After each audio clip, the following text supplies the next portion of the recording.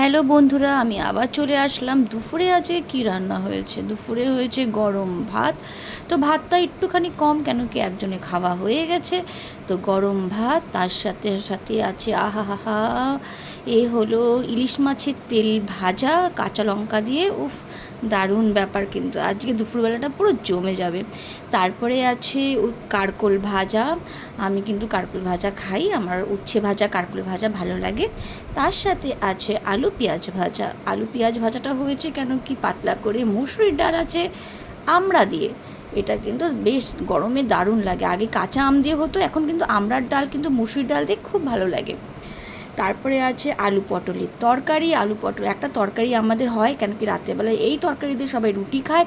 তো আলু পটলের তরকারি। আর এটা হলো শোস্টপার ইলিশ মাছের ঝোল, বেগুন দিয়ে পাতলা ইলিশ মাছের ঝোল। তো এটা হলো আমার আজকের লাঞ্চ।